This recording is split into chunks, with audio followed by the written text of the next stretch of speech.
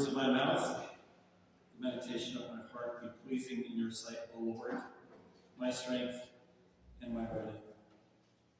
So, in our gospel reading today, Jesus says, go and learn what this means. I desire mercy and not sacrifice. It struck me that it's a bit of an odd phrase for a Remembrance Day service, where we're honoring the sacrifice of veterans, but maybe we can return to that odyssey when we get to the end to tie it all together. Jesus' words, go and learn, are a deeply personal challenge, but you cannot invite an ex-biblical studies professor to the pulpit and then not expect him to try to insert himself into the learning process. So take that for what it is. It is your learning process, and I will try to respect that.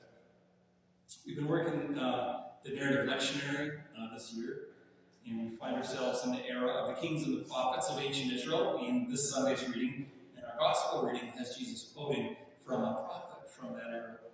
So in the narrative arc so far, we started with the Creator who makes a good creation, but then a fall, triggered by humanity's questioning of the goodness of the Creator, and a disruption in relationships starts to unfold, a disruption that the Creator must address.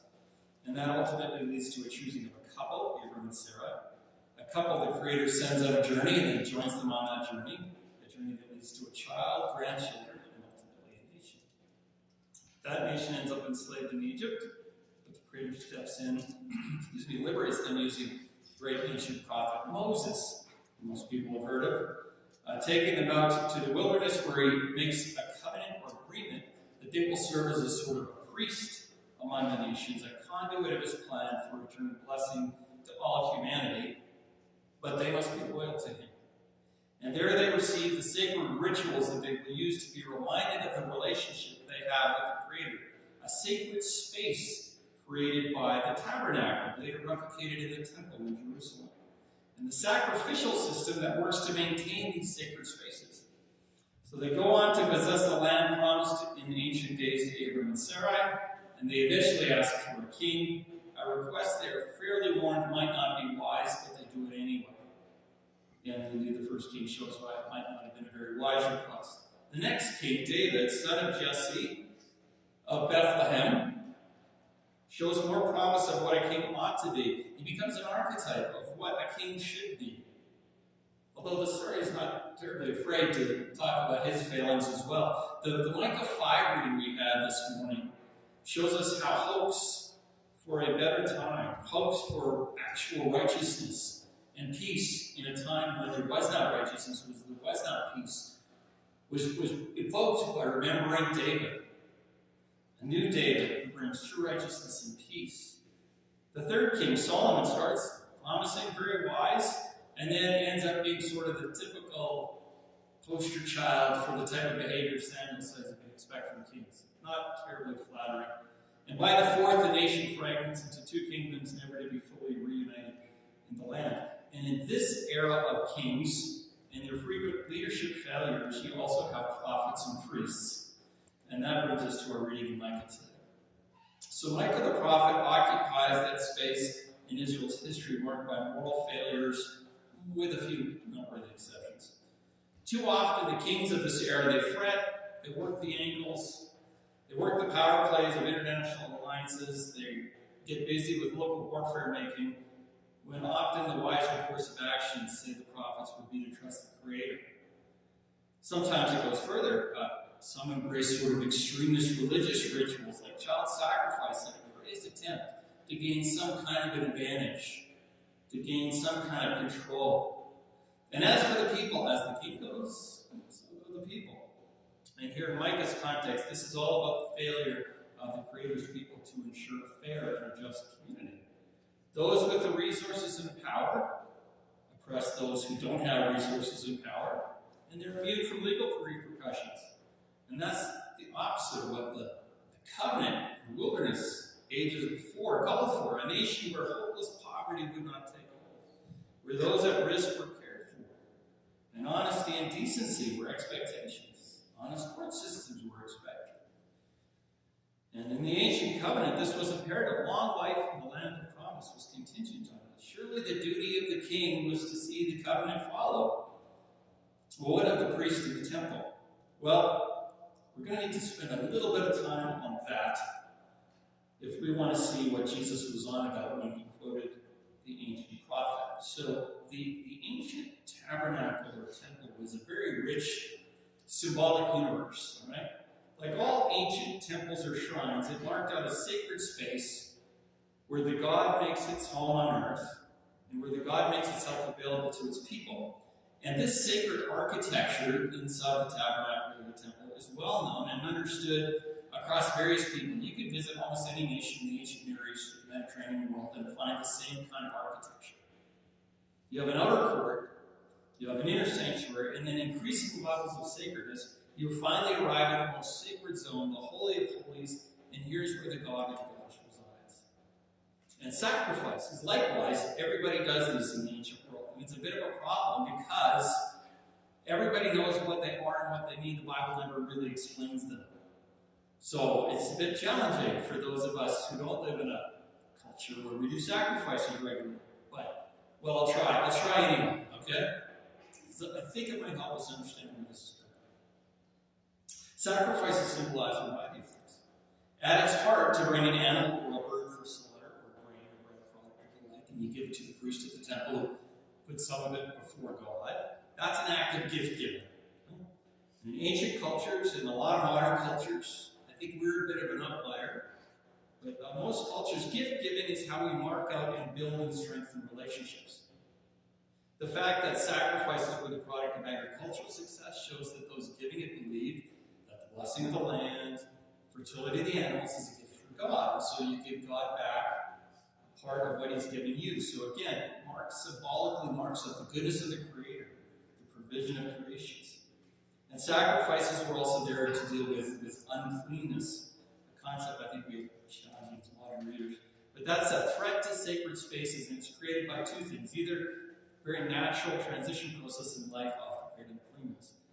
But, and this is where the Micah text goes, moral failure also creates a threat to these sacred spaces. And I thought I'd take a run at explaining sacrifices using an analogy. And I'm going to apologize in advance.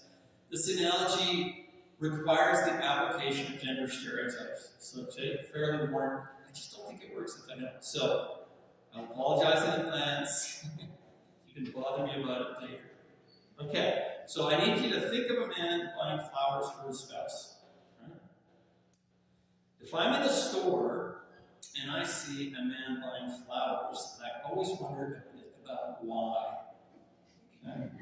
Now, so if it's, you're laughing, I know why you're laughing. If it's Valentine's Day or Mother's Day, that sort of answers itself, right? Certain holidays call for flowers as part of the annual, what I call the annual maintenance cycle of a relationship. And just like in the Old Testament, you have sacrifices. Major annual festival, come up with the sacrifice. It's just what you do. You don't question it, just do it. Then there are other occasions that call for flowers. The birth of a child, a hospital visit, invitation to a formal dinner, right? And in the sacrificial system, likewise, you present a gift to the priest at the altar after the birth of a child. It's part of the process. In many cases, by the way, sacrifices are often part of just a whole festival cycle. So you bring, let's say, you bring the animal to the temple. A little piece goes to get burned before God. The priest takes some for their upkeep, and most of it goes back to the family, and you have a gathering of feasts. So if you think about sacrifices as things that bring unity and life-giving, that's where some of the imagery comes from. But there is that other reason for bringing home flowers, right? And you're laughing because you know where this is going. It's called the post-fight apology bouquet. Or have you never heard of that? I congratulate you if you're not. And that is usually why when I see a man buying flowers, there's just a little part of me that wonders do we have a case here of A, the world's most thoughtful man, or maybe B, a schlep like the rest of us who patches things up with flowers? So both possible, right? And of course, this too has an equivalent to the sacrificial system, the guilt offering, where you're trying to make amends for transgressions. And in Micah 6, the prophet taunts with this rhetoric. The target of his rhetoric is this taunt. So how big a bouquet can you bring to set the last transgression right? A dozen roses? 2 dozen roses? A dozen? How many flowers are you going to bring? Right? That's the nature of that, what he's saying. The temptation with the sacrificial system is when you're a person of resources and your quest for control and power, no limit. What do you do with it? You double down on the system. You want to buy the Creator's favor. You want to treat your relationship with the Creator as a transaction that forces certain results in your favor. But this is to forget something very important, something baked into the DNA of the covenant the Creator made with his liberated slaves in the wilderness.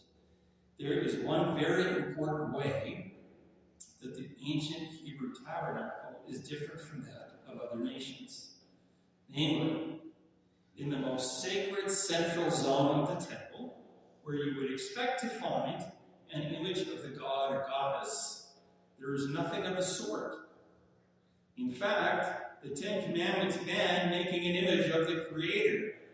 Thou shalt not make a golden right image of Yahweh your God. Why the ban on an image of God? And when I say it that way, have you heard that phrase before? Does it remind you of another story? Does it maybe remind you of the very first story in the Bible? Did you hear that phrase there?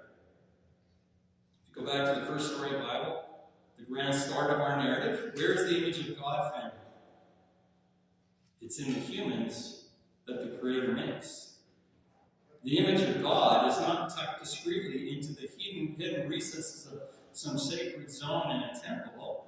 Rather, it walks and talks and is found everywhere people can be found. And if you go back to the founding story of Israel, its covenant and its temple worship, there you would find the principle that God's protection and blessing of his people isn't premised on the bounty of the sacrifices they bring or great displays of religious devotion. It's premised on their ability to treat each other with dignity, to honor those who fall behind, to ensure justice and fairness for all. That's what God's ongoing blessing and presence is contingent on. How you treat the image of God you find in everyday life is the test of your devotion to the Creator. It's not to say sacred rituals are worthless. They're not. If they remind you and lead you to a place of gratitude for your Creator, and that makes you treat his image wherever you find it with the honor and love it deserves, it's doing exactly what it's supposed to be doing. You know, one of the reasons I really enjoy Christchurch, I have to say, is because traditional church architecture like we have here really imitates the sacred structures of the ancient temple of Israel, in case you didn't know. So there's an outer courtyard, right? We have outer courtyards where we can gather and prepare for coming into an inner sacred space where the sacred things happen, right? And eventually you find your way to the holiest place. So, and when we come up to the holy place, by the way, you'll notice we have an altar, we have a candle stand. This is all stuff from a very ancient temple architecture. Every Eucharist, we reenact a sacrifice, not one we bring, but a selfless sacrificial gift from the Creator, who gave his life in solidarity with those who feel most abandoned by God. It's an extraordinary act of mercy, however you parse it out theologically. And here too, the Creator is invisible, without image. When we come up, we bow to an invisible King in our Holy of Holies, right? And yet the image is here. It has taken shape, and the human, that is Jesus, and we celebrate and share humanity with the Eucharist. He can feed us. He can eat with us as our Creator God. And in the people that serve the Eucharist, in the people that come forward, there we find the image of God in each other and with each other. And so we come back to Micah and Jesus, who say, never mind about the sacrifices, the Creator's actually after something more. All of this, the art, the music, the rituals, the symbolism, it's all a way of connecting us to the Creator, who then says, go forth and find my image elsewhere now. I have filled your everyday life with people who need you to do the right thing by them, to whom you can show mercy, to whom you can show how much God loves. You need to give up your claims to be right and entitled. Take the energy that we expend trying to defend our space. Take that energy, pour it into those around you who actually need it. That's the beautiful thing we're called to by this beautiful worship. A spouse getting flowers after a fight may well appreciate them. They might also share God's sentiments expressed in these texts. Stop bringing flowers, start doing the right thing, right? And, maybe we need to work on a relationship on a day-to-day basis so when future flowers can arrive for reasons other than, ending a fight. I think that's the spirit of what this text is getting at. Finally, I want to talk about a word about our veterans. This is a day of remembrance and their sacrifice. On Remembrance Day, we engage in buying flowers.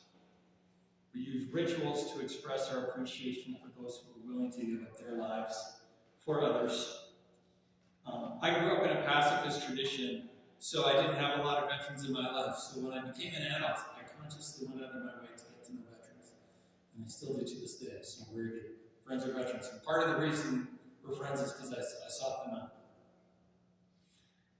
And those I got to know personally, I found ways of subtly asking what motivated them to do what it is they did. Some gave a decade or more to service.